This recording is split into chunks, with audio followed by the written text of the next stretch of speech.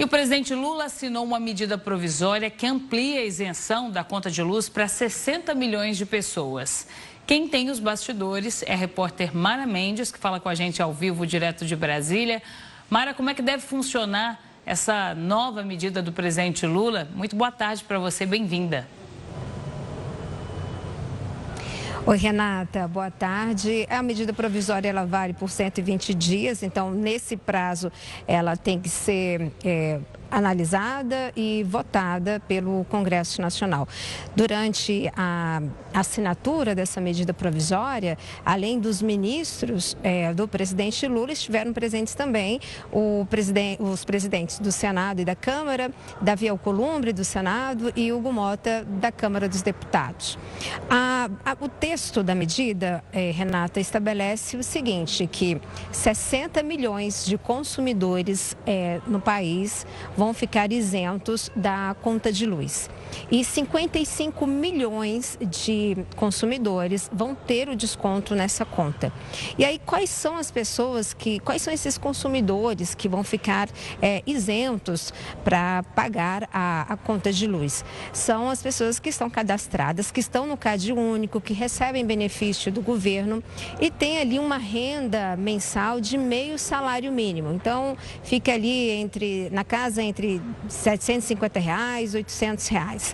E essas pessoas não vão ter essa isenção. Já as pessoas que vão ter o desconto na conta são as pessoas que ficam aí entre esse meio salário mínimo a um salário mínimo e um consumo de 120 kWh mês. E aí o que o presidente Lula, Renata, ele ressaltou durante a celebração da assinatura dessa medida provisória, que hoje, na verdade, o que acontece? O consumidor normal, o consumidor simples, ele acaba pagando mais caro uma energia que os grandes empresários, as grandes indústrias acabam pagando menos. Por isso, essa reestruturação da cobrança da conta de luz, de acordo com o governo, é uma questão de justiça, está fazendo uma tarifa de justiça, uma justiça social. Esse é o argumento do governo. Na verdade, essa questão da revisão da conta de luz para quem ganha até um salário mínimo ou até os benefícios do governo já era uma das promessas de campanha do governo, e o governo o presidente Lula já vinha falando a respeito dessa questão da conta de luz, principalmente depois que a popularidade do presidente Lula caiu. Então, e colocar isso agora também faz parte de todo esse trabalho para também melhorar a questão da popularidade do presidente Lula, mas vale lembrar que já era uma questão desde o início do mandato, desse terceiro mandato do presidente Lula, já era uma questão que o governo já vinha trabalhando. Tanto é que nessa medida provisória, além dessa questão da isenção da conta de luz, né, para esse número maior de pessoas, porque na verdade o governo está ampliando, porque hoje quem tem o desconto, quem tem a isenção da conta de luz são apenas indígenas e quilombolas. Então o governo está estendendo aí para quem recebe benefício social e que está no cadastro, está no Cade Único. E aí, além dessa questão da ampliação da isenção e também da ampliação do desconto o desconto no valor ali da conta de luz, o governo também colocou o governo também já estava vindo trabalhando, o Ministério de Energia também já estava trabalhando essa proposta, que a partir de 2026, as grandes indústrias, os grandes empresários vão poder escolher qual operadora ele vai querer comprar a energia, assim como já acontece com a operação de telefonia no país. E é isso a partir de 2026. Já a partir de 2027, a medida provisória estabelece que nós, simples consumidores, também vamos poder escolher de quem nós vamos comprar essa energia. Hoje, de acordo com o governo, existe sim já o mercado livre para essas grandes indústrias. Só que agora a medida provisória, ela estabelece, ela regulamenta, né? Ela coloca já isso como regra. A partir do ano que vem, todas as indústrias, todas as empresas que têm consumo grande de energia vão poder aí escolher de qual operadora elas vão comprar essa energia.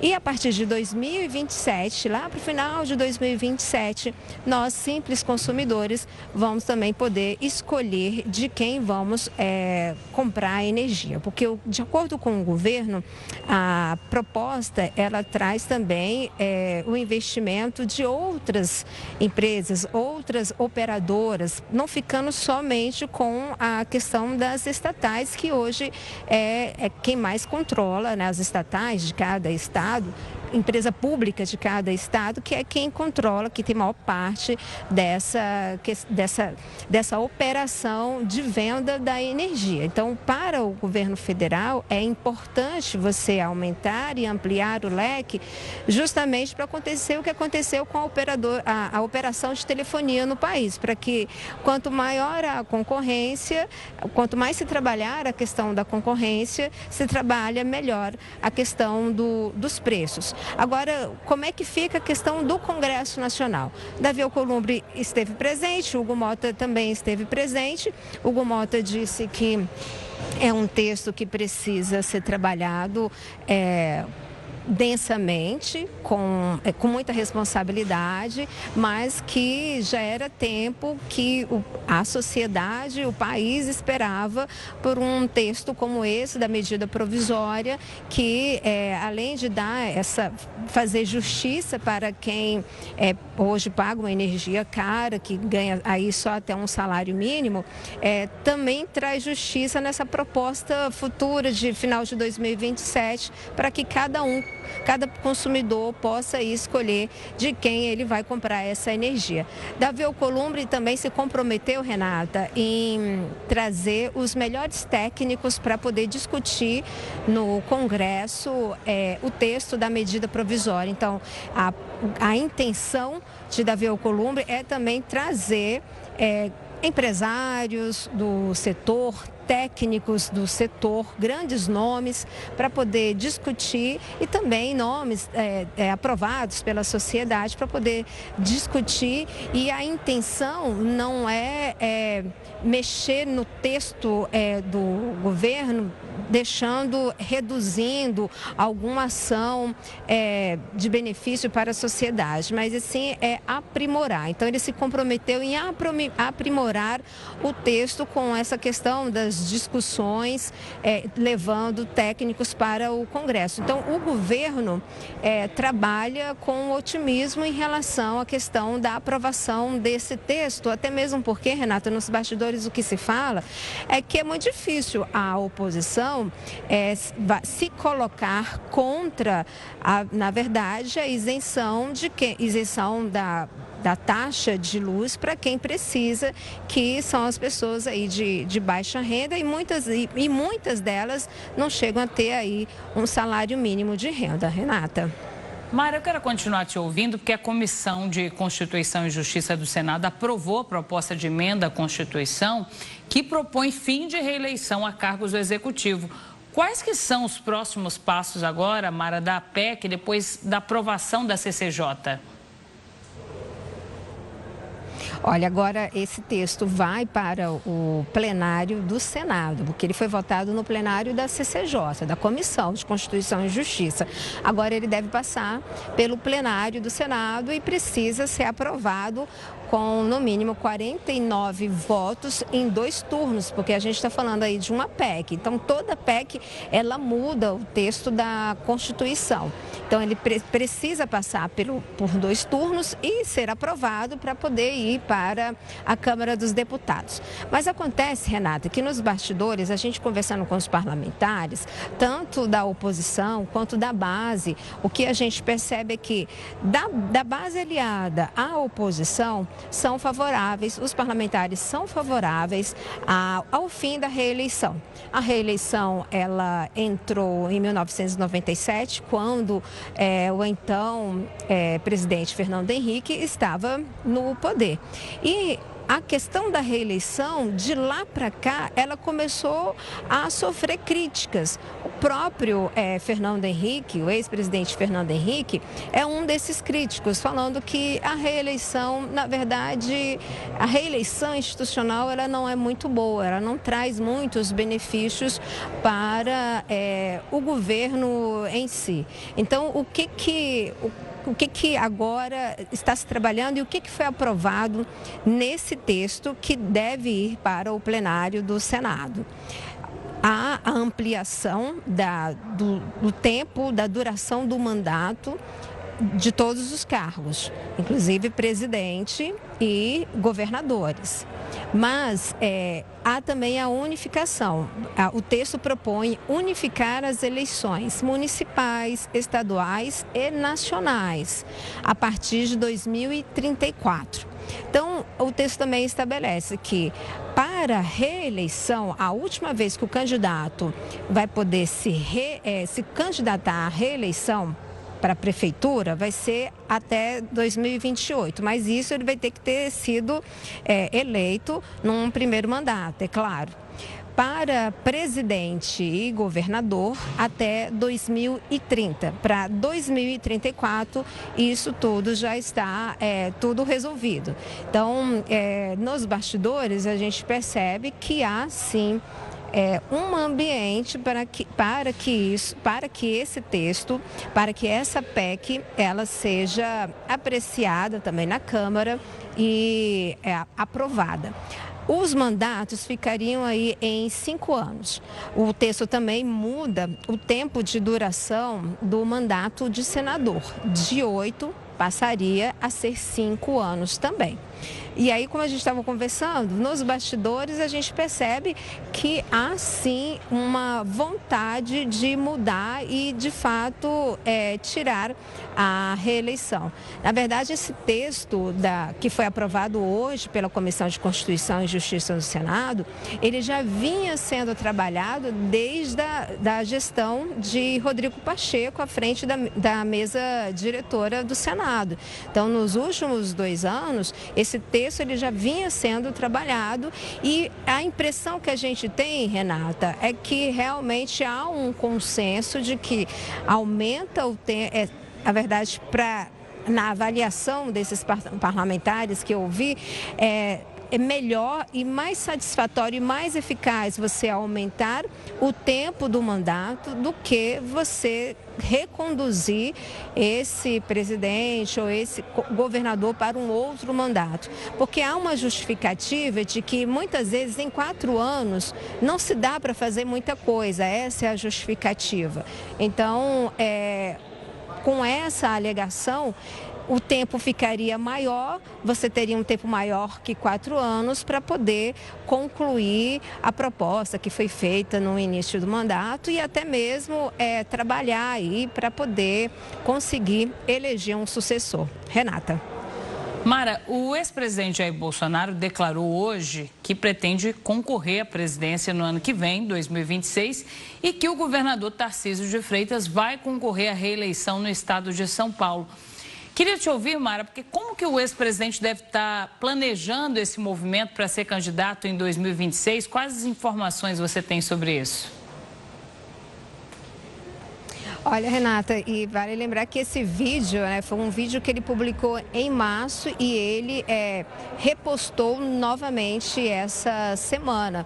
Justamente porque essa semana o Supremo Tribunal Federal ainda está ouvindo os ex-comandantes das Forças Armadas no período de Bolsonaro, quando Jair Bolsonaro, era o presidente.